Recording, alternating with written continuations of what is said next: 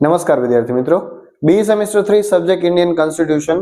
વિદ્યાર્થી મિત્રો, એક મોસ્ટ આઈએમપી ક્વેશ્ચન છે, explain Panchayati raj system of the government. Panchayati raj system શું છે એ એક્સપ્લેન કરવાનું છે. એકદમ સિમ્પલ છે, આપણે ગામડાને લગતો પ્રશ્ન છે, બરાબર. તો ઇન્ટ્રોડક્શન થી શરૂઆત કરીએ કે panchayati raj system is a 3-tier structure of rural local self government in India.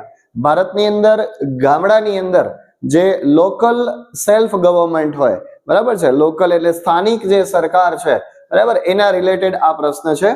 તો it was established through 73rd constitutional amendment act 1992 for effective rural development. Rural development એટલે ગામડાના વિકાસ માટે એની સ્થાપના થઈ ક્યારે?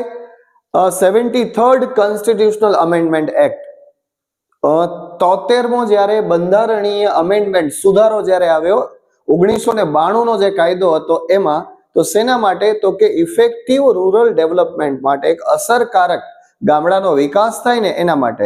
The system consist of 3 levels. 3 level, 3 સ્તરથી આ જે સિસ્ટમ છે એ કાર્ય કરે છે. પહેલું ગ્રામ પંચાયત એટ વિલેજ લેવલ, ગ્રામ પંચાયત છે એ ગ્રામ્ય કક્ષાએ, પંચાયતી સમિતિ એટ ધ બ્લોક લેવલ, તાલુકા કક્ષાએ પંચાયતની સમિતિ હોય છે, અને થર્ડ છે જિલ્લા પરિષદ એટ ડિસ્ટ્રિક્ટ લેવલ, જિલ્લા કક્ષાએ જિલ્લા પરિષદ. આમ 3 પ્રકારની 3 સ્તર ઉપર આ પંચાયતી રાજ સિસ્ટમ છે એ કાર્ય કરે છે.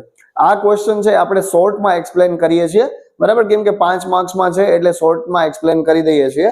પછી છે ગ્રામ સભા. તો gram sabha consisting of all adult villagers. Gram સભાની અંદર 18 વર્ષથી ઉંમરના લોકોનો સમાવેશ થાય છે. Play a key role in approving plans and supervising local governance. અને એ છે ને એક મહત્વનો રોલ ભજવે છે અપ્રુવિંગ પ્લાન્સ, કોઈ પણ કાર્ય છે, કોઈ પણ આયોજન છે એને અપ્રૂવ કરવા માટે, and supervising local governance. Local governance એટલે સ્થાનિક જે સમિતિ છે, સ્થાનિક કોઈ આપણે ગ્રામ પંચાયત છે તો એના ઉપર એ સુપરવિઝન કરે છે.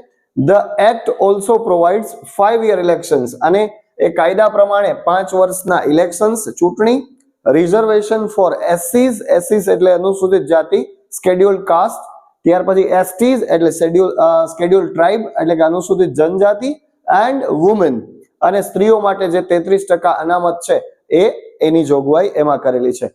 Panchayati Raj institutions perform functions related. હવે પંચાયતી રાજ છે એ એના કાર્ય શું છે? તો કે રિલેટેડ ટુ રૂરલ ડેવલપમેન્ટ.